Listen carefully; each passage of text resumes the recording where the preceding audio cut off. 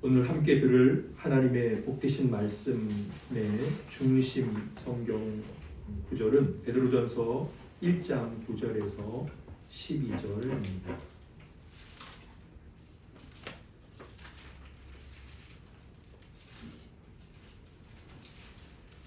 신약성경 377페이지 될 것 같습니다.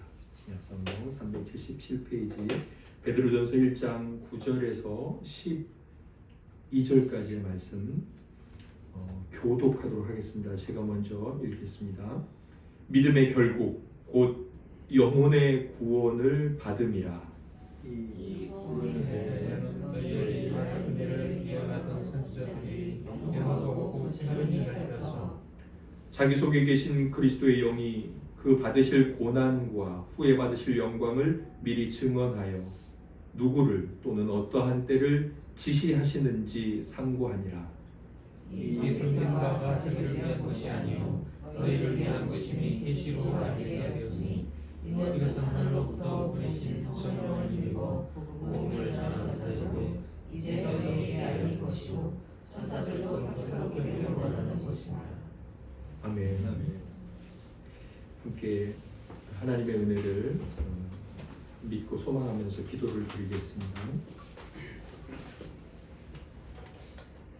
거룩하신 삼위일체의 하나님이시오, 지금도 그리스도의 공로로 말미암아 저희들의 모든 들려지는 간구와 들려지지 않는 마음의 간구까지도 다 알고 계신 하나님이시오.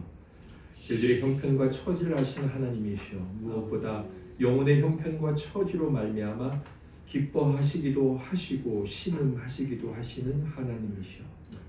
올 한 해 저희들에게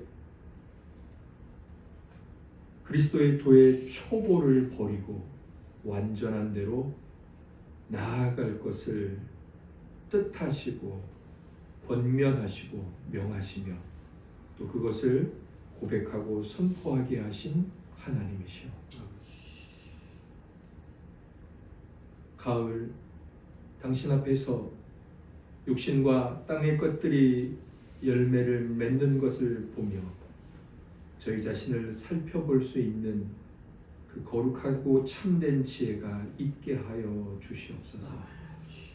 저희 육신이 시간이 지나고 영양을 공급하며 자라는 것처럼 저희 영혼도 시간이 지나며 또 말씀의 양식을 공급받으며 자랄 수 있게 하여 주시옵소서.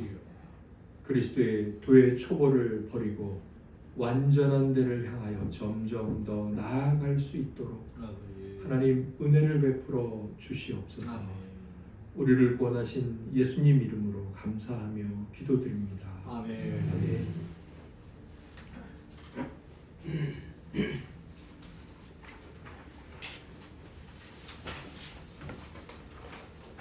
오늘 우리가 들을 하나님의 말씀의 제목은 자신의 구원을 위해 인간은 자신을 바라보던 데서 돌이켜 하나님의 선하심과 지혜와 권능을 바라보아야 한다입니다. 하델베르크 카테키즘 12문 첫 번째 시간입니다. 오늘 제목에서 중요한 것은 또 오늘 본문에 나오는 하나님의 뜻의 핵심은 하나님의 선하심, 두 번째 하나님의 지혜로우심, 세 번째 하나님의 권능입니다. 이것을 깊게 잘 말씀의 인도함을 받으며 품고 살아갈 때 우리는 우리 자신을 바라보지 않게 되고 그때 하나님의 참된 구원을 조금씩 맛보아 알게 됩니다. 그리고 그것이 예수 그리스도의 복음이 선포하고 있는 구원이라는 것을 깨닫게 됩니다. 11문까지 했습니다. 그리고 오늘 드디어 12문, 크게 보면 2부로 들어가게 되었습니다. 11문의 질문을 제가 읽을 테니까 답은 우리 형제 자매님들께서 읽어주시겠습니다. 하나님의 의로운 심판으로 말미암아 우리가 이 땅에서 또한 영원토록 형벌을 받아야 마땅하다면 우리가 그 형벌을 피하고 다시 하나님의 은혜를 받을 수 있는 길은 없습니까? 하나님께서는 우리는 우리에서든 다른 우리를 통해서든 그것을 완전히 이루실 것이라 합니다. 네. 먼저 도입을 하겠습니다. 이제 하이델베르크를 크게 조각을 나누면 세 조각으로 나눌 수 있고, 지난주까지 저희가 첫 번째 조각을 했고 오늘부터는 두 번째 조각을 하게 되는데, 이 두 번째 부분 전체에 대한 설명이자 이 두 번째 부분의 시작인 오늘 이 12문의 내용이기도 합니다. 제가 이 도입의 첫 번째를 1부의 요약과 2부의 개관이라고 제목을 잡아봤는데, 성도님들께도 그대로 이 내용을 기록해 놨습니다. 읽어드리겠습니다. 성경을 통해, 물론 이제 성경에 근거한 문답을 통해 우리는 1부에서 하나님의 율법이 요구하는 순종을 드리지 않으므로 모든 사람이 영원한 정죄의 상태에 있다는 사실을 살펴봤습니다. 그게 이제 1부의 내용입니다. 절망인 거죠. 2부는 아니 그렇다면 이러한 비참함과 죽음의 상태를 피하거나 거기서 구원받을 길은 과연 있는가? 그것에 관한 내용입니다. 성경에 근거한 요리문답은 이것에 대해서 이렇게 이제 대답을 합니다.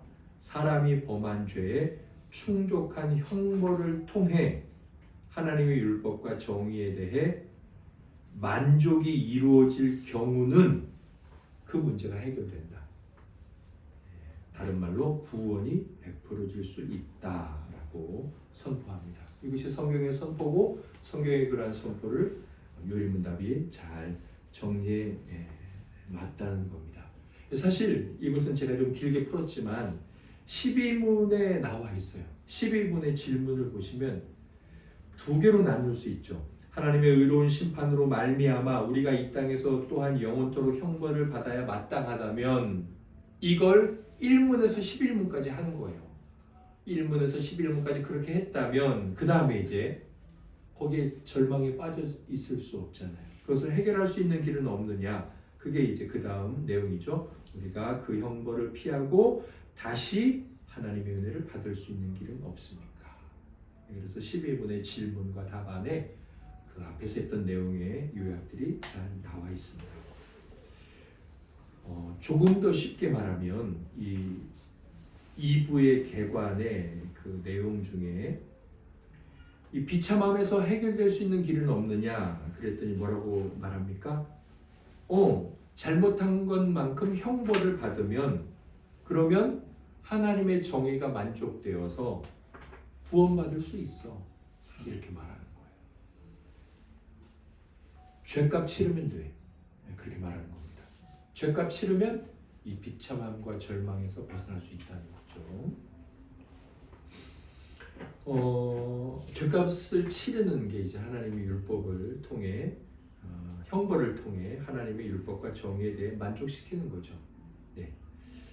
그런데 이것을 만족시키는 방법에 대해서 성경은 두 가지를 말씀하고 있습니다. 첫째,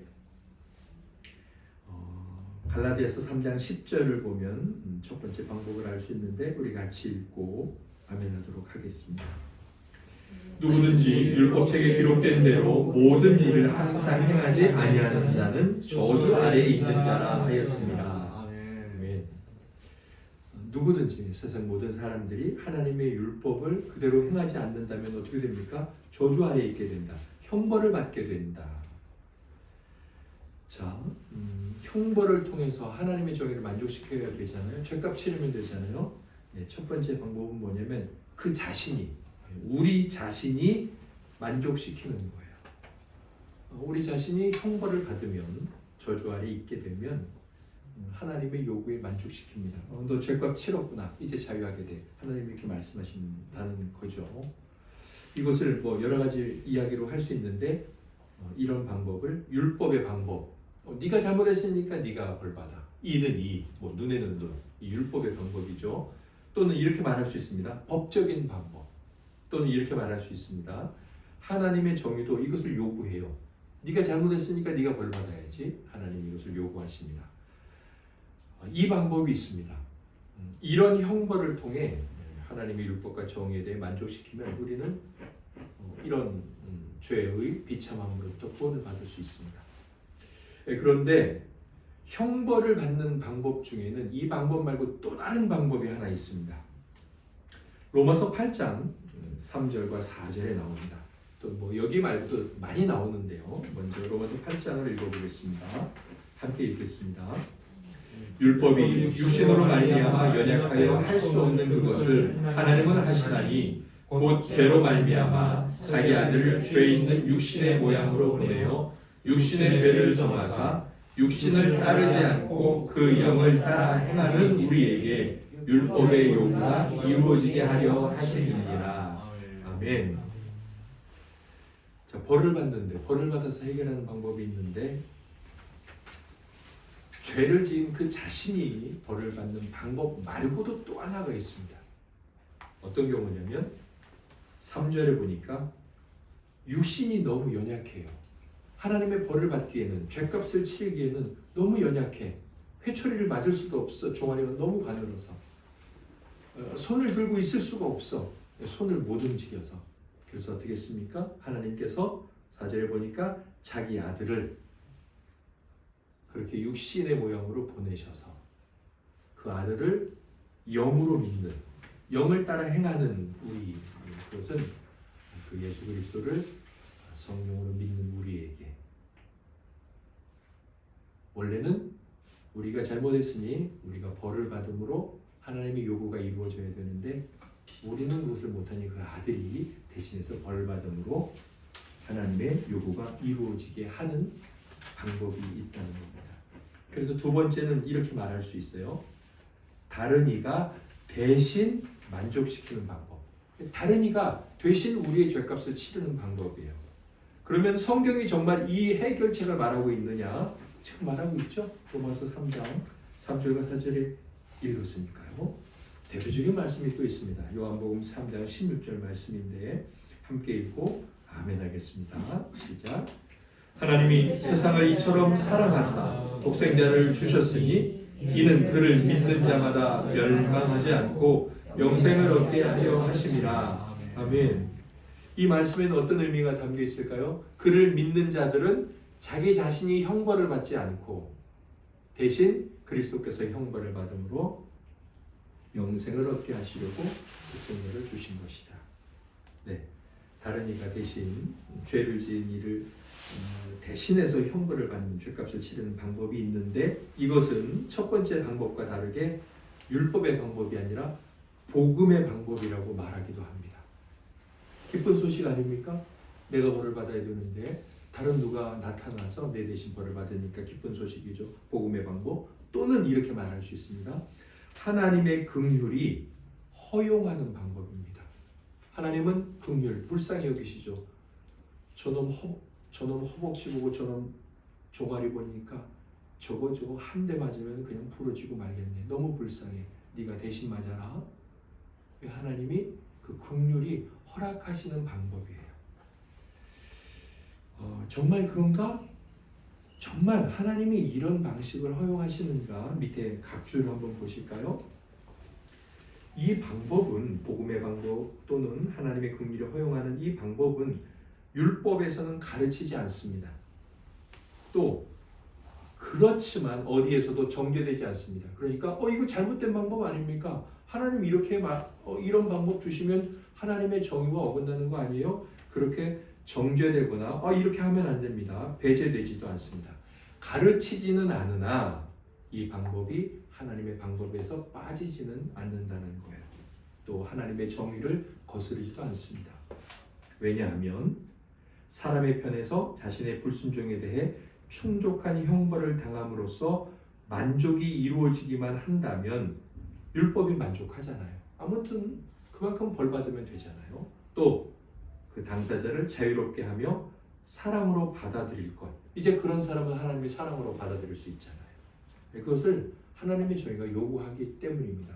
아무튼 사람이 잘못한 것 그만큼 누군가 대신해서 벌 받는다면 하나님께서는 그를 용서해 주시고 사랑으로 다시 받아들여 주신다라고 말씀하고 있다는 겁니다. 그래서 우리가 벌을 받는 일을 통해 1문에서 11문까지 배웠던 하나님의 율법을 행하지 못함으로 비참함에 떨어졌던 문제들을 해결할 수 있어요. 그리고 그 해결받는 방법은 두 가지가 있다는 겁니다. 자, 이렇게 도입을 간단히 살펴봤고요. 하나씩 살펴보도록 하겠습니다. 당연히 이제 구원에 대한 문제를 볼 수밖에 없겠죠. 비참함으로부터 해결되는 것. 사람의 구원이란 무엇인가? 12문에서는 네 가지 주제를 다루게 될 것 같습니다. 구원이 뭘까요? 사람이 구원받는다는 것. 구원이 뭘까요? 10원에서 1원 빼면 구원인가요? 1원짜리 9개 모으면 구원인가요? 구원은 뭘까요? 먼저 사람의 구원이란 무엇을 말하는가를 하이델베르크 요리문답은 이렇게 말하는데요. 구원이란 뭐냐? 상태의 변화다. 구원이란 상태가 변하는 거예요. 그러니까 노예의 상태에 있던 어떤 한 사람이 자유롭게 되는 것. 노예란 단순히 한 주인의 종의 개념이 아니죠. 소유물이죠. 내가 버릴 수도 있고 내가 죽일 수도 있는 그런 상태 노예. 그러니까 노예의 포로 상태에서 자유를 얻게 되는 상태. 그런 상태의 변화죠. 상태의 변화라는 건 그 존재의 모든 것, 전 존재가 완전히 달라지는 것을 의미하죠. 구원이란 상태의 변화입니다. 그러면 사람의 구원이 무엇이냐라고 했을 때 어떤 생각을 당연히 해야 되겠어요? 구원이 상태 변화니까 사람이 어떤 상태에 있었는데 어떤 상태로 간다는 거냐? 그게 구원이겠죠. 구원이란 이런 상태에서 이런 상태가 되는 거니까. 자, 그러면 사람은 어떤 상태에 있을까요? 어떤 노예의 상태 말하자면 있을까요? 이렇게 말할 수 있습니다. 사람의 상태는 원시인 아시죠? 태초의 사람, 원시의, 여기 의는 의로움입니다. 처음의 의로움, 하나님이 좋아하시고 기뻐하시고 사랑하시고 그 다음에도 사랑하셨지만 하나님이 인정해 주시는 그 의로움이 있습니다. 너 참 좋다. 이 원시의 상실, 그걸 잃어버렸어요. 그래서 그것을 잃어버리니까 어떻게 됩니까? 우리는 태어나면서부터 타고난 부패가 있습니다. 썩음, 썩음 또는 죄라고 말할 수 있겠죠. 또 어떤 상태일까요? 당연히 그 죄로 인해서 형벌 가운데 있죠. 그게 인간의 상태예요. 이 상태에서 변화가 일어나는 것이 구원이라는 거죠. 구원을 받지 못했다는 것은 아직까지도 이런 상태를 있다는 겁니다. 맨 처음에 의로움을 잃어버렸어요. 그래서 우리는 태어나면서부터 썩어 있어요. 당연히 그 죄 가운데 있으니 형벌 아래에 있는 거예요. 계속 형벌 아래에 있고 영원한 형벌로 떨어지게 되는 거죠. 자, 이러한 상태로서 변화를 받게 되는 것, 이 상태를 벗어나는 것, 그게 구원인데, 그럼 구원은 뭐라고 말할 수 있을까요? 결국 사람의 구원이란 하나씩 집어넣으면 되죠. 원시의를 회복하는 것. 그리고 당연히 죄가 제거되겠죠. 죄가 제거되는 거예요. 그리고 죄를 짓는 자에게 뭐가 있다고 했습니까? 형벌이 있죠. 그 형벌은 비참함과 연결되니까 비참함으로부터 해방을 받게 됩니다. 우리에게 다시 의로움이 생기고, 그리고 죄는 제거되고, 죄가 제거됐으니 형벌, 비참함, 여기로부터 완전히 너는 이제 벌 받을 일 없어 라는 존재가 되는 것. 이것이 사람의 구원입니다. 이 세 가지를 잃어버렸다 이렇게 생각하면 괜찮겠죠. 의를 잃어버렸으니 부패하고, 부패한 자에게는 비참함이 있고, 세 가지 또는 두 가지 원인과 결과로 봤을 땐 그렇게 말할 수 있습니다. 그것을 회복하는 게 사람의 구원입니다. 이 사람의 구원에는 두 부분이 있고 두 부분에는 몇 가지 사실이 있습니다. 몇 가지 내용이 있는데요. 기억들 하실지 모르겠지만 사람의 비참함에는 두 부분이 있었습니다. 뭐냐? 죄가 있고요. 죄도 비참함이에요. 죄를 지었다는 것 자체. 나 죄 지었는데 부모님이 몰랐어. 벌 받지 않았어. 그러면 벌 받지 않았으니까 괜찮은 겁니까? 아니죠. 그 죄는 우리 안에서 계속 죄책감을 만들어내고 그 죄는 한 사람의 어떤 거룩한 자존감을 상실시킵니다. 벌을 받지 않아도. 그래서 벌이 없어도 죄를 지었다는 것 자체가 비참함이에요. 그런데 또 다른 비참함은 뭐냐면 죄의 결과죠. 뭐가 있어요? 죽음이 있죠. 죄의 결과. 그래서 죄의 비참함에는 두 부분이 있었는데 이 구원에도 사람의 구원에도 두 부분이 있습니다. 뭐겠습니까? 죄로부터 구원받는 것, 죽음으로부터 구원받는 것. 그 비참함의 두 가지에서 구원받는 이 두 부분이 있습니다. 하나씩 볼까요? 자, 먼저 죄로부터 구원받는다는 이 사람의 구원의 부분은 뭘까요? 그거는 죄로부터 구원받는 것은 죄를 용서함으로, 우리 입장에서는 용서받는 거죠. 그 죄를 용서함으로 죄가 우리에게 전가되지, 이렇게 옮겨지지, 이렇게 표현할 수 있겠죠. 전가되지 않도록 하는 것. 그리고 그것만이 아니라 죄를 제거하는 거예요. 완전히. 죄가 완전히 제거됐으니 죄가 우리를 지배하지 못하게 되겠죠. 이게 이제 우리의 구원에 있는 죄 문제의 해결의 내용이에요. 구원이라는 것은 단순히 우리가 지은 죄를 용서하는 정도가 아니라 우리 안에서 죄를 완전히 제거해가지고 죄가 우리를 좌우할 수 있고 다스릴 수 있는 것까지 없애버리는 거예요.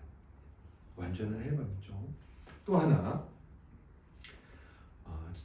이 사람의 비참함에는 이제 죄로 말미암는 결과라고 할 수 있는 죽음이 있었잖아요. 그런데 우리의 구원은 이 죽음도 해결하는데요. 그 해결의 내용이 뭐냐? 죽음으로부터의 구원에는 하나님의 진노에 대한 두려움으로부터의 구원, 하나님께 벌받을 것이라는 그 두려움으로부터 우리를 건져내는 구원. 그게 이제 죽음의 구원이에요. 그리고 또 뭐가 있느냐?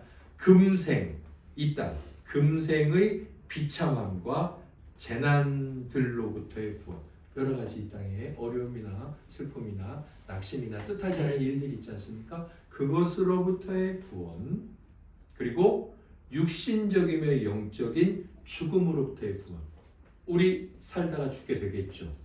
한 번 죽는 것이죠. 그 다음에는 두 번째 죽음이 있죠. 하나님의 심판으로 영원한 지옥 불못에 떨어지는 것. 그 두 번째 죽음 아닙니까? 그렇게 우리에게 있는 두 가지 죽음으로부터 구원받는 것. 이것이 비참함의 죽음에 대한 내용으로부터 구원받는 것을 말합니다. 이 죽음으로부터 우리가 구원을 받는다고 했을 때 우리는 단순히 죽은 다음에 천국 가는 것이야 라고 생각해 왔죠. 틀리지 않지만 조금 더 깊게 이해한다면 죽음이라는 것은 뭡니까? 하나님께 진노를 받는 것도 죽음이에요. 거기서부터 구원해 주신다는 거죠. 이 땅에서 막 우리 이런 말 하지 않습니까? 죽을 것 같다. 몸이 너무 아파서 막 죽고 싶어. 그런 말 하지 않습니까? 예. 그런 고백에도 담겨 있는 이 땅에서의 금생에서의 여러 가지 어려움과 고난으로부터 하나님이 건져주시는 것. 그것도 죽음으로부터의 구원이라고 할 수 있고. 그리고 우리가 널리 잘 이해하고 보편적으로 생각하는 육신의 죽음과 영혼의 죽음으로부터 하나님께서 우리를 건져주셔서 영원한 생명 가운데 천국 가운데 살게 하시는 것도 죽음으로부터의 구원이다. 죽음으로부터의 구원은 이렇게 뭐 세 가지 정도가 있구나 생각하시면 되겠습니다. 사실 여기서 우리가 의문이 조금 있어야 돼요. 죽음으로부터의 구원의 두 번째 보면 금생의 이 땅을 살아갈 때 비참함과 재난들로부터 구원받는다 그랬는데 실제로 우리는 이 일에 구원을 받습니까? 받기도 하고 안 받기도 하잖아요. 받기도 하고 안 받기도 하잖아요. 그럼 이걸 어떻게 믿어야 된다는 거냐? 이것은 하이델베르크 요리문답 제1문에 아주 잘 나와 있습니다. 사나 죽으나 그대의 유일한 위로는 무엇입니까? 라고 문일이 묻죠? 답이 뭐라고 말합니까? 사나 죽으나 나의 몸도 영혼도 나의 것이 아니요 나의 신실하신 구주 예수 그리스도의 것입니다.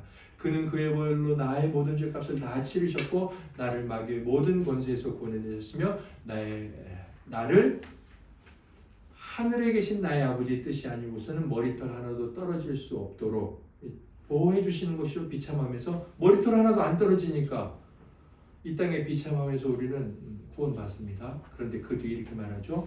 머리털 하나도 떨어질 수 없도록 과연 모든 것이 합력하여 나의 구원을 이루도록 그렇게 나를 보존시켜 주십니다. 나의 구원을 이루도록.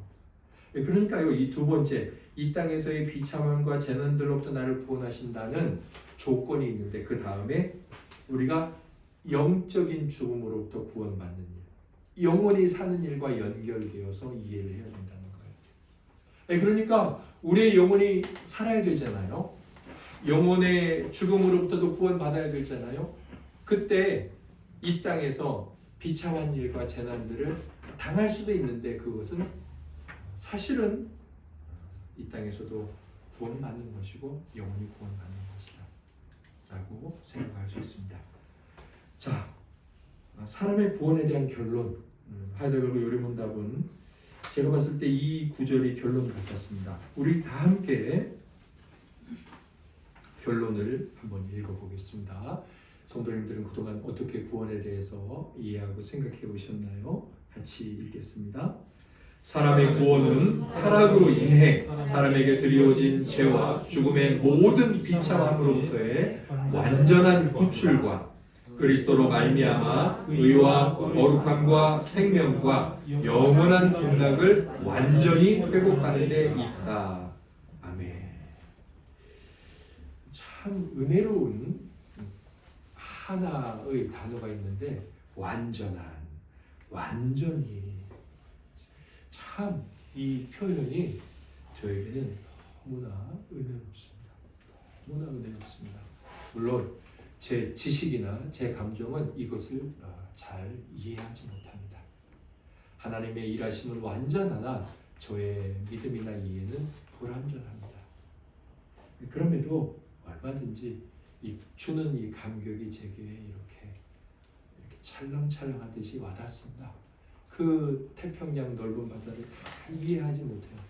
그러나 찰랑찰랑 찰싹찰싹 바닷가에 와서 바위에 부딪히는 그 파도를 보면 그래도 그 대양이 그려지기도 하고 그 안에 담겨있는 물의 그 깊음이 감히 문득문득 헤아려지죠. 이 구원에 대해 우리가 이해할 게 하나 더 있습니다. 저와 여러분이 받은 구원에 대해서 제가 말씀을 빼먹고 좀 안 썼는데 요한복음 17장 3절 성경을 한번 찾아보실까요? 요한복음 17장 3절 말씀입니다.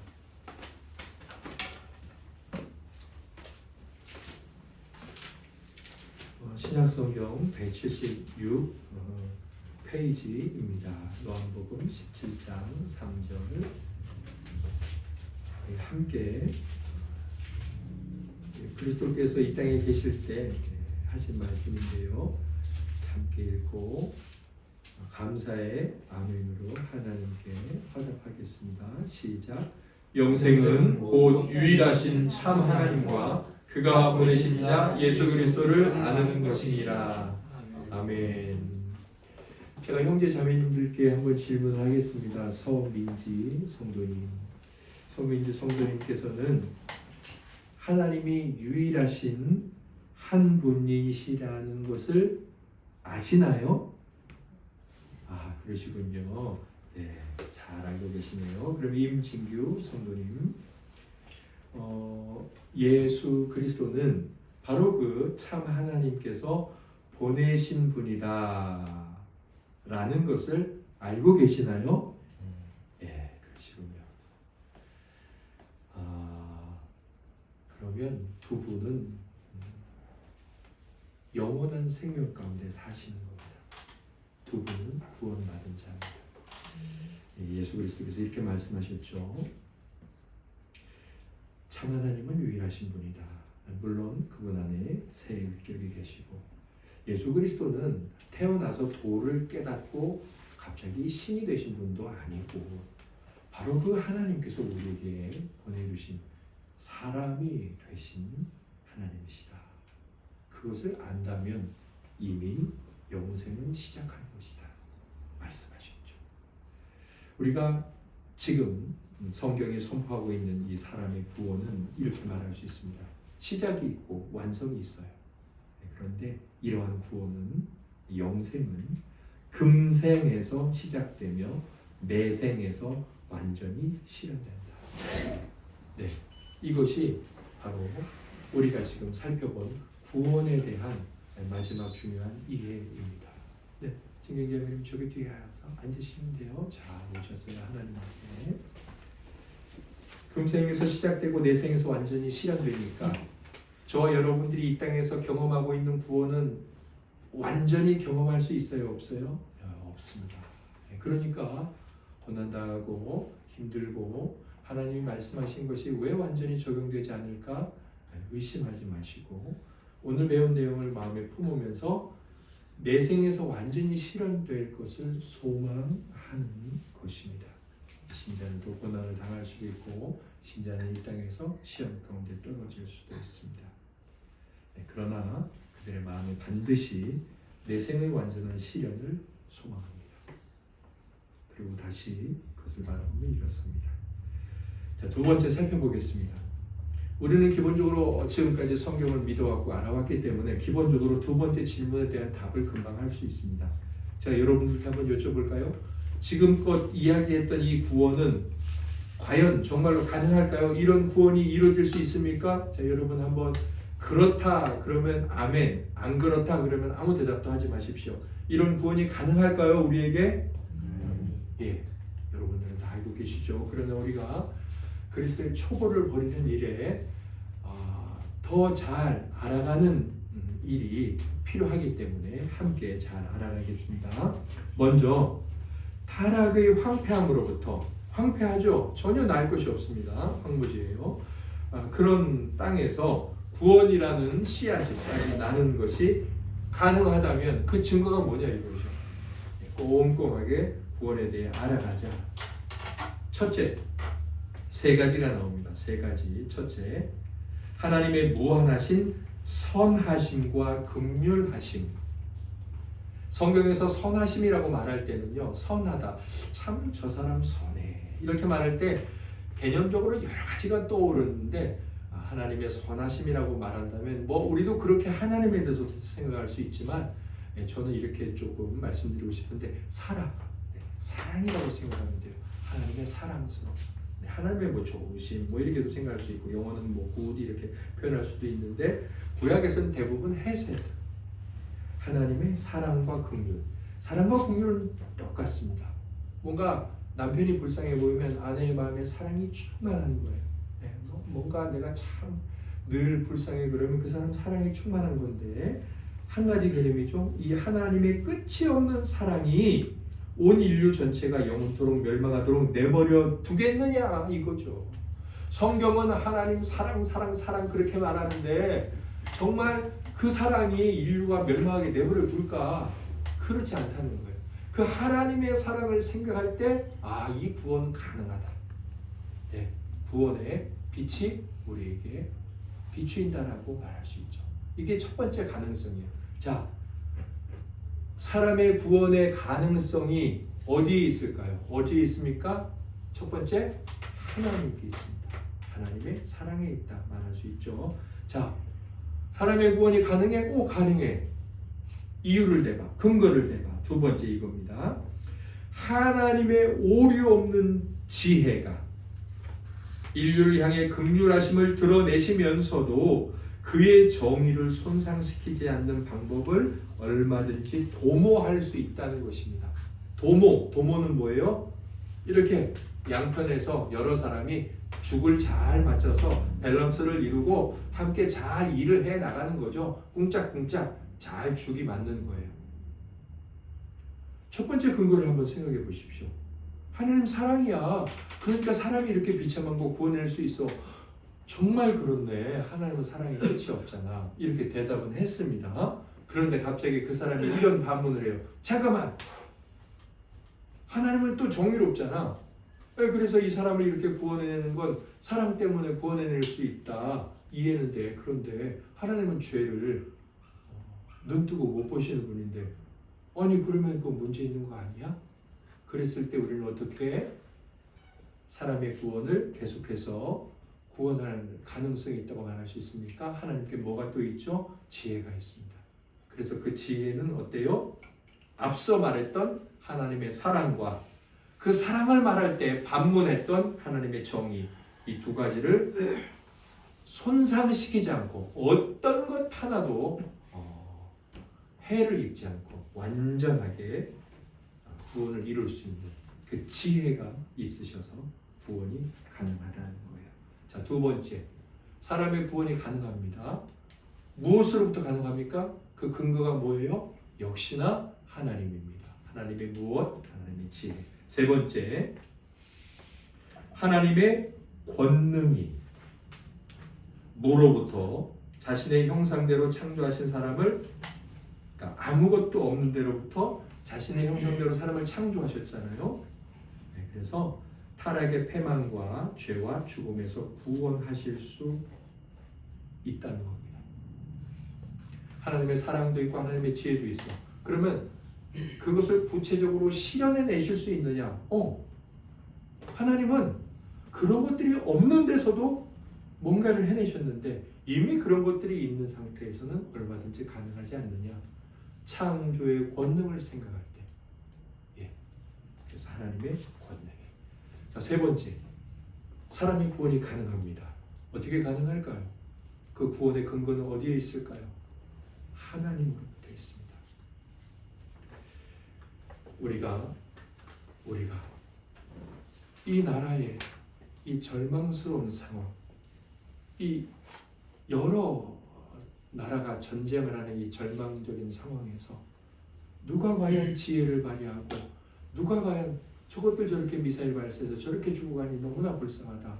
사랑을 발휘하고 그럼 도대체 어떻게 해결하지? 중재자도 아무도 없는데 창조의 능력으로 우리를 구원하실 분이 누구에게 있다라고 고백하여 됩니까?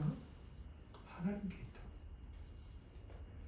우리의 죄악으로부터의 구원, 거기서 시작되는 이 구원, 그리고 이 가정에서 해결되지 않는 문제, 사람과 사람 사이의 신음의 문제, 나라와 나라 사이의 황폐함의 문제, 이 모든 문제를 누가 구원하실 수 있다고요? 하나님.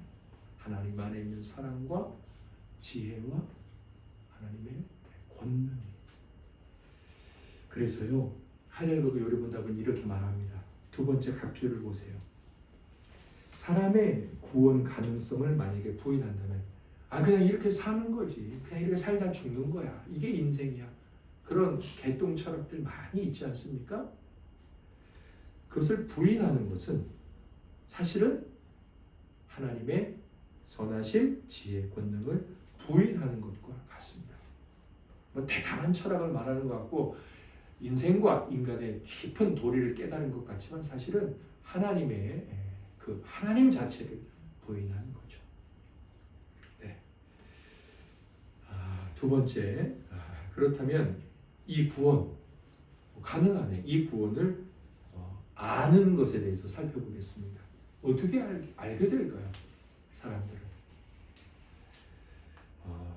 이렇게 말할 수 있습니다. 하나님의 말씀 없이 인간의 이성만으로는 이 지식에 도달할 수 없습니다. 하나님의 말씀은 다른 말로 복음이라고도 할 수 있고요. 하나님의 계시라고도 할 수 있습니다. 계시는 뭐예요? 자기를 드러내 보여주는 거예요. 이 암막, 커튼을 열어 젖히는 겁니다. 그래서 그 안에 있던 것을 보여주시는 것인데 하나님의 말씀은 하나님이 어떤 분인지를 우리에게 보여주시는 자기의 계시죠. 이것 말고는 이 구원을 알 수 없다는 거예요. 이것 말고는 이 구원을 알 수 없으니 도달할 수 없겠죠.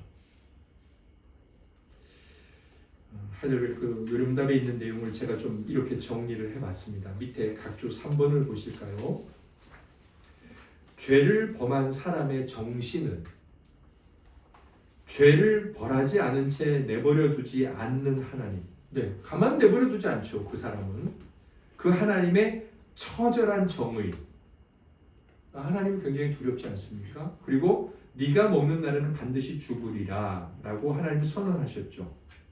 그 선언하는 하나님의 불변한 진리 말고는 생각할 수가 없습니다. 죄를 지은 인간은 그 하나님의 두려우심과 하나님의 엄중한 선포의 결과 밖에는 생각할 수가 없어요. 근데 그들의 정신에 그 생각이 있다는 걸 그들의 행동이 잘 보여줍니다. 그들이 어떤 행동을 했습니까? 선악과를 딱 따먹자마자 어떤 행동을 했어요? 창세기 3장 8절과 10절 우리 같이 읽어볼까요? 그들이 그날 바람이 불 때 동산에 거니시는 여호와 하나님의 소리를 듣고 아담과 그의 아내가 여호와 하나님의 낯을 피하여 동산 나무 사이에 숨은지라 이르되 내가 동산에서 하나님의 소리를 듣고 내가 벗었으므로 두려워하여 숨었나이다. 아멘. 천둥 번개 치면 제가 나이가 뭐 이렇게 됐는데도 무서워요. 천둥 번개 치면 무섭습니다. 그 소리나 그 빛 자체가 무섭죠. 굉장히 무섭습니다. 그런데 사실 저는 제 안에 인간의 죄성으로 말미암아 제 정신 속에 죄를 지은 자를 향한 하나님의 엄중한 선포 그리고 그 선포의 실제적인 적용, 죽음이 있을 것이라는 이 하나님의 호령하는 음성이 들려지는 것만 같아요. 네, 저는 정말 천둥 번개가 치고 그 두껍고 큰 이 외관 창문이 막 흔들흔들할 때 정말로 하나님의 소리치시는 음성이 들리는 것 같습니다. 안 그런 사람이 거의 없을 것 같습니다. 선악과를 먹고 나서 아마 아담과 하와는 날씨는 좋았겠지만 자기들의 마음에 천둥이 치고 번개가 치는 소리를 들었던 것 같습니다. 그래서 어떻게 합니까? 사랑이 많으신 분이잖아요. 지혜로우신 분이잖아요. 능력 있는 분이잖아요. 숨을 이유가 없잖아요. 그리고 그동안 안 숨었잖아요. 그랬는데 이들의 행동이 어떻게 바뀌어요? 숨죠. 그리고 어디 있어? 물어보니까 뭐라고 말해요? 술래잡기하고 하나님과 즐겁게 사는 게 아니죠. 숨을 때도 꼭 무서워서 숨는 건 아니에요. 게임하고 놀 때도 숨잖아요. 깍꿍놀이 할 때. 근데 뭐라고 말해요? 무서워서 숨었다고 말하죠. 우리는 이들의 행동을 보면서 죄를 지은 사람의 정신 속에 무엇이 생겼는지 알게 되죠. 이전에는 없었던 것. 하나님을 향한 두려움과 죄의 결과가 딱 새겨지게 된 거예요. 결국 하나님의 말씀으로 말미암는 그 모든 정신 속에 새겨진 그 지워지지 않는 것들을 해결할 수 있는 것을 듣지 않으면, 하나님의 말씀으로 듣지 않으면 하나님에 대한 두려움과 하나님이 벌하시는 심판을 지울 수 없다는 겁니다. 결국 인간의 이성, 우리 스스로 우리 머릿속에 새겨진 우리의 죄에 대한 그 검고 짙은 흔적들을 우리 스스로의 노력으로는 지울 수 없다는 거예요. 착하게 살고 선한 행동을 해서 내 정신 속에 있는 생각이 지워집니까? 내가 생각을 바꾸고 노래를 부르고 춤을 추고 뭘 하면은 내 생각 속에, 뇌리 속에 새겨진 그 깊은 상처가 지워지나요? 복음을 듣고 하나님의 계시를 듣고 말씀을 듣는 거죠. 심지어 성경은 이렇게 말합니다. 베드로전서 1장 오늘 말씀인데요. 1장 9절에서부터 12절까지 교대로 읽어보겠습니다. 믿음의 결국 곧 영혼의 구원을 받으니라. 이 구원을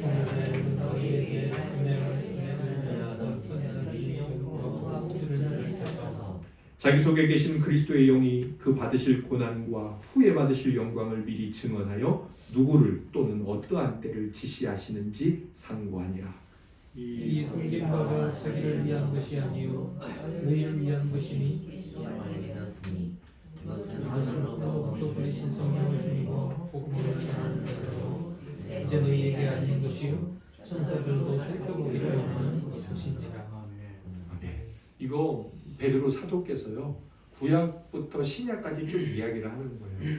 그러니까 교회에 있는 성도들에게, 그 흩어진 성도들에게 구원이 뭔지 아느냐, 복음이 뭔지 아느냐, 영혼의 구원이다, 믿음이라는 것은 그렇게 말하면서 그것은 구약에 있던 선지자들이 계속 상고하면서 하나님의 구원이 뭐지, 그 본질은 참된 빛은 언제 나타날까, 그렇게 그들은 상고하고 기대하고 소망했고 여전히 오실 그리스도를 믿고 구원을 받았죠. 그리고 드디어 그분이 나타나셨어요. 그래서 그들의 그 수고와 구약 선지자의 예언과 선포는 다 너희들, 신약시대 너희들을 위한 거야. 저 여러분들을 위한 겁니다. 고맙죠. 하박국 선지자, 이사야 선지자. 그러면서 마지막에 뭐라고 말합니까? 이 놀라운 구원은 천사들도 살펴보길 원하는 것이다. 그러니까 아니 우리가 섬기는 삼위일체 하나님께서 저렇게 죄악된 인간들, 저 못된 인간들, 그러나 하나님의 형상을 닮은 자들을 이런 방식으로 아들을 보내셔 구원하기로 하셨다고? 사랑도 손해를 보지 않고 하나님의 공의도 손해를 입지 않는 이렇게 놀라운 방식을 어떻게 생각해내셨지? 그리고 어떻게 이루셨지? 천사들도 야, 구원은 정말 놀라운 일이야, 이 구원의 복음은. 그러면서 천사들도 너무 궁금하다는 거예요. 구약의 선지자들이 우리를 위해서 이 구원을 미리 예언하고 그들이 상고하고 기도하고 정말 놀랍지 않느냐? 그것을 넘어서서 천사들도 어떻게 하나님은 이런 방식으로 죄인들을 구원하셨는가 궁금해한다는 겁니다. 천사들도 살펴보기를 원한다는 건 천사들도 생각할 수 없는 방법이라는 거예요. 천사들도 생각할 수 없었으니 인간이 스스로 자기의 구원 방식을 생각할 수 있다? 없다는 거예요. 오직 복음, 오직 하나님의 말씀, 하나님의 계시를 통해 이 구원이 가능하다는 겁니다. 그러므로 그런 구원이 과연 가능하느냐에 대한 결론이자 오늘 설교 말씀의 제목입니다. 그러므로 인간은 자기 자신을 바라보던 데에서 돌이켜 하나님의 선하심과 그 다음에 뭘까요? 하나님의 지혜와 그 다음에 뭘까요? 하나님의 권능을 바라보아야 하고 마치 모든 일이 가망이 없는 것처럼 실망하지 말아야 한다. 사랑하는 지체들에게 그리고 제 영혼을 향하여서 선포하며 권면하며 증거합니다. 저와 여러분들의 영혼의 구원은 하나님의 선하심과 하나님의 지혜와 하나님의 권능에 있습니다. 그런데 그 구원은 금생에서의 비참함과 어려움도 있으니 우리가 이 땅에서 여러 어려움들을 만날 때마다 고민 가운데 있을 때마다 우리 자신을 바라보거나 사람에게 의지하지 않고 하나님의 나를 향한 사랑 그리고 하나님의 지혜, 내가 잘못한 것도 그냥 눈 감아주지 않으면서도 나를 구원해 주시는 그 놀라운 하나님의 구원의 해결 방식, 그 권능, 우리 삶에 임하는 놀라운 방식을 믿으면서 하나님의 구원을 맛보는 참된 믿음의 사람들이 되시기를 소망합니다. 예, 우리가 성실하게 열심히 해야 돼요. 그러나 하나님의 구원을 앞서지 말아야 됩니다. 덧붙여서 하나님이 이 땅에서 나를 구원하신다고 했는데 왜 이렇게 어려움을 경험해야 되지? 그때는 뭘 생각하면 될까요? 하나님의 사랑과 함께 하나님의 지혜 그리고 하나님의 권능 하나님께 달려있는 거예요. 그 방법은 하나님의 거예요. 우리를 왜 돌아가게 하실까? 왜 돌아가게 하세요? 똑바로 가면 원수를 만나니까 함정이 있으니까 그렇게 성경을 통해 하나님의 지혜를 믿으면서 살아가는 겁니다. 오늘 마지막으로 제 영혼과 사랑하는 하나님께서 사랑하시고 축복하시는 형제 자매님들에게 권면해 드릴 내용은 이것입니다. 마틴 로이 존스 목사님께서 쓰신 목사와 설교라는 책이 있어요. 이제 목회자들의 설교를 권면하면서 쓰신 책인데 그 책에 한 목회자와 관련한 내용이 나옵니다. 에피소드가 나와요. 이분이 18세기 영국에서 엄청나게 이 옥외 설교, 마이크도 없고 아무것도 없는데 길거리 이 시장에서 설교, 특히 이제 광부들이 있는 곳에서 설교하고 엄청나게 하나님께서 성령의 부흥을 주셨어요. 그래서 사실 미국에서 조나단 에드워즈 목사님의 큰 부흥이 일어나는데 이분이 계기가 됐어요. 그래서 그 당시 영국과 미국을 대서양을 왔다 갔다 하려면 오래 걸리잖아요. 배를 타고. 그런데 왔다 갔다 하시면서 부흥 집회를 하셨어요. 그러니까 이분에게 찾아와서 한 분이 당신의 설교를 좀 책으로 좀 내자. 그랬는데 이분이 이렇게 대답하십니다. 나는 그럴 생각이 전혀 없습니다. 그리고 번개와 천둥을 종이에다 인쇄할 수 있습니까? 그렇게 말씀하셨어요. 이분이 누구냐? 이분이 조지 휘필드. 조지 휘필드예요. 조지 휘필드는 우리가 잘 아는 존 웨슬리, 요한 웨슬리와 함께 감리교 운동을 했던 멤버입니다. 요한 웨슬리가 감리교회 아시죠? 감리교회를 시작하신 분이잖아요. 감리교회 창시자예요. 근데 이분과 또 찰스 웨슬리 이 세 분이 함께 처음에 사역을 시작할 때 멤버였어요. 그러니까 조지 휘필드도 사실 감리교파예요. 감리교파. 근데 나중에 둘이 이제 갈등하게 돼요. 이 휘필드가 칼빈의 예정론을 어느 날 이제 이게 정말 하나님의 구원에 맞아. 그래서 하나님은 구원받을 사람을 예정하셨어. 그리고 그를 이제 구원하셔. 그걸 믿어요. 그래서 이 휘필드는 감리교지만 이제 칼빈주의 감리교의 창시자예요. 원래 이제 감리교는 하나님이 예정하셨다기보다는 이제 인간의 행위를 강조하죠. 자기가 열심히 해서 구원받을 수 있어. 그래서 요한 웨슬리, 존 웨슬리랑 그것 때문에 갈등을 하고 둘이 서로 이렇게 갈라집니다. 그리고 둘이 이제 조금 다투기도 했어요. 근데 존 웨슬리가 10살 정도 더 많아요. 형님이고. 설교를 아주 잘했습니다. 휘필드가. 어느 날 이제 휘필드를 따라다니던 사람들이 휘필드에게 와서 이렇게 질문을 한 적이 있었대요. 우리 이제 교회에서 교수님이 말씀하셨는데, 선생님, 그 존 웨슬리 있지 않습니까? 그 사람이 하나님의 예정론을 믿지 않고 하나님은 구원받을 사람을 예정하지 않았다라고 말하는데 계속해서 그 사람 천국 가면 우리가 만날 수 있을까요? 이렇게 질문을 했답니다. 그랬더니 휘필드가 이렇게 대답을 했대요. 볼 수 없지. 우리는 존 웨슬리를 절대로 볼 수 없지. 그랬더니 그 질문을 했던 제자가 그렇구나. 역시 예정론을 믿지 않으니까 볼 수 없다고 말하는구나 생각했는데 휘필드가 그 뒤에 이렇게 말했습니다. 우리는 절대로 볼 수 없어. 왜냐하면 그분은 하나님과 너무 가까이 있고 우리는 하나님으로부터 너무 멀리 있기 때문에. 마음으로 존 웨슬리의 신앙과 그의 삶과 또 하나님을 믿는 믿음에 대해서 휘필드는 여전히 존경하고 높이 이렇게 찬송했다는 거예요.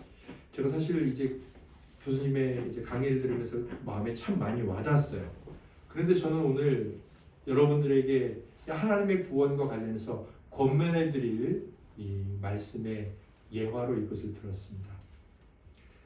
저는 휘필드의 이 자기를 낮추고 상대를 높이는 이 아름다운 이것이 저희들에게도 다른 의미로 똑같이 적용될 것이라고 확신합니다. 그래서 제가 하나님 앞에 이 생각을 할 때마다 너무 괴로워요. 지나온 제 삶의 모습에 많이 회개가 되고 앞으로 살아갈 어떤 각오들을 하게 됩니다. 우리는 천국에 가면 구원의 감격에 대해서만큼은 다 똑같을 겁니다.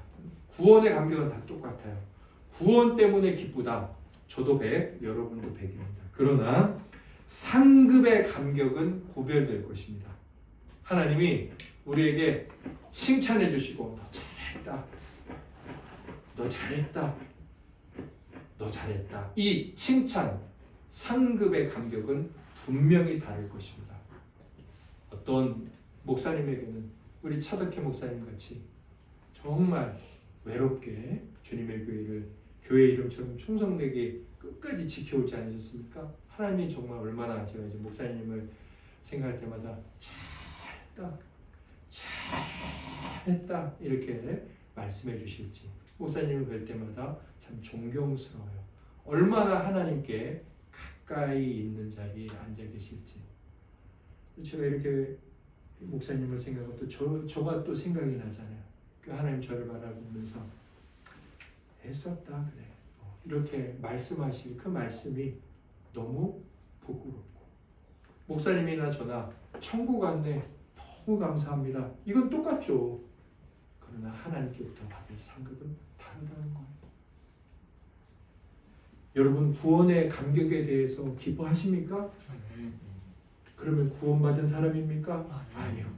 저는 상급의 감격까지도 소망하고 있다면 정말 구원을 아는 사람이구나라고 생각하게 되었습니다. 말씀을 보세요. 고린도전서 3장 11절에 같이 읽을까요?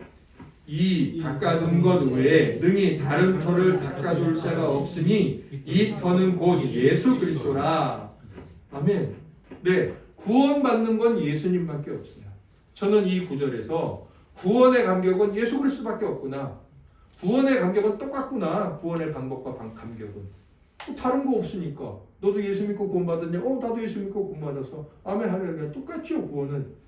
그런데 그 다음 12절부터 보세요. 12절부터 15절까지 저와 교대로 읽을게요. 잘 보세요. 만일 누구든지 금이나 은이나 보석이나 나무나 풀이나 지푸로 이 터 위에 세우면 사람의 공적이 나타날 때인데 그날이 공적으로 밝히리니 이는 불로 나타나고 그분이 각 사람의 공적이 어떠한 것을 시험할 것입니다. 만일 누구든지 그 위에 세운 공적이 그대로 있으면 상을 받고 공적이 불하면 멸을 받으니 그러나 자신은 구원을 받되 불 가운데서 받은 것 같으리라.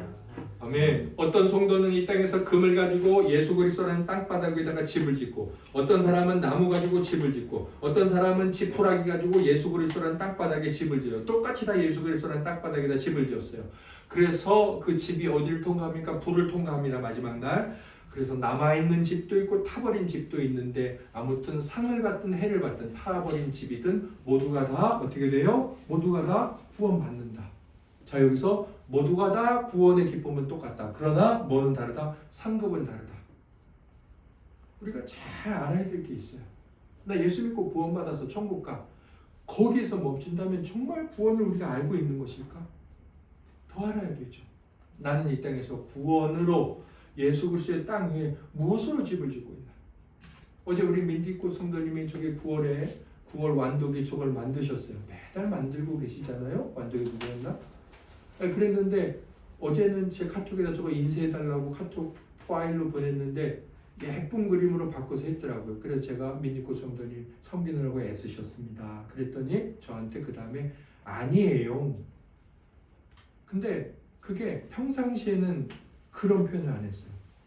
근데 그게 저에게 참 별거 아닌데 은혜가 되는 거예요. 하나님의 일에 이걸 섬기는데 주님의 구원과 주님의 죽음을 생각한다면 내가 이거 수고한 거 아무것도 아니에요. 나를 향한 예수 그리스도의 희생을 생각하면 이거 아무것도 아니에요. 그 나의 구원을 이루신 바닥이 된 예수 그리스도를 생각할 때 우리가 정말 지푸라기 가지고 내 신앙의 집을 짓겠느냐? 이거 어차피 내가 받을 건데 내가 지푸라기 가지고 예수 그리스도를 믿을 거냐? 내가 주님 앞에 예배할 때마다 말씀 들고 세상에서 살아갈 때마다 지푸라기 가지고 내 천국에서의 집을 지을 거느냐? 그러니까 사실은 지푸라기 가지고 집을 짓는다면 저는 구원을 모르는 것 아니냐? 아무리 나 예수 믿고 천국 가라고 말해도 그 상급까지 모른다면. 그래서 제가 이렇게 요약을 해놨습니다. 구원의 감격은 동일하겠지만 상급의 감격은 구별이 있을 것입니다. 그리스도 안에서의 모두가 영원한 도성에 살겠지만 어떤 이들은 주님께 또는 주님의 영광에 더욱 가까이 있을 것입니다. 아, 주님의 영광이 뭐가 대단해? 정말 그럴까요? 마태복음 17장 1절 댁에 가서 한번 읽어보세요. 변화산에 올라갔을 때 베드로, 야고보, 요한 세 사람만 따라갔죠. 그런데 세 사람이 놀라운 것을 목격하고 내려왔을 때 나머지 제자들은 어땠어요? 그 귀신 들려서 말 못하는 아이, 넘어지는 아이를 고치지 못했죠. 그 대단한 차이, 뭐 천국 가면 얼마나 대단한 차이인지 모르겠지만 영광과 가까이 있느냐 멀리 있느냐, 일단 이 땅에서도 분명한 차이가 있었어요. 그래서 구원에 감사하는 이가 감사해서 멈추지 않고 상급까지 갈망하게 된다면, 나 이제라도 정신 차리고 황금으로 된 집, 불을 통과하고도 타지 않은 집 져야 되겠다. 그렇다면 그때 비로소 그는 구원, 그 영광을 참되게 안다고 할 수 있지 않겠느냐. 그래서 제가 이제 참 부끄러운 거예요. 제가 참 부끄럽습니다. 어제도 이제 아버지를 뵙고 왔는데 그 연세를 드시고 늘 하시는 말씀이, 우리가 그래도 모든 가족이 다 예수 그리스도 믿고 이게 얼마나 감사하냐 이렇게 말씀하시는데, 참 그분의 그 삶에서 살아온 어떤 내가 놓지 않은 것, 내가 끝까지 버텨왔던 것에 대한 하나님을 향한 충성과 이런 것들을 자랑스럽게 꺼내실 때마다 그게 얼마나 하나님 앞에 부끄러운 점도 있으시겠지만 이 금을 꺼내놓는 것 같은 그런 감격이시겠어요. 제가 지나온 시절 그걸 모르고 살아온 그 삶이, 그런 경험을 할 때마다 주께서 또 나에게 말씀하시는구나. 중요한 건 뭐겠어요? 저에게 아직 오늘이라는 기회를 하나님이 주셨잖아요. 이 오늘. 그러면 이 오늘 제가 어디 가서 지푸라기 주워오지 말고 어디 금 주워오고 주워와야죠. 주워와서 아버지요, 그리스도라는 땅 위에 짓습니다. 이 금은 아무것도 아닙니다. 그리스도 위에 있지 않으면 금이고 보석이고 아무것도 아닙니다. 그래도 이왕 금으로 하겠습니다. 그렇게 주님 앞에 고백하며 그분을 사랑하고 그분께 순종하고 그분의 영광을 위해서 먹고 마시고 살아가는 삶을 살아가야겠죠. 오늘이라는 기회를 지켜주셨으니까. 사랑하는 지체들께서 구원에 관해 생각할 때 이 구원의 상급까지도 생각하며 감사하고 또한 그것을 갈망하시는 은혜가 있기를 예수님 이름으로 소원합니다. 아멘. 다 같이 일어나서 찬송가 290장을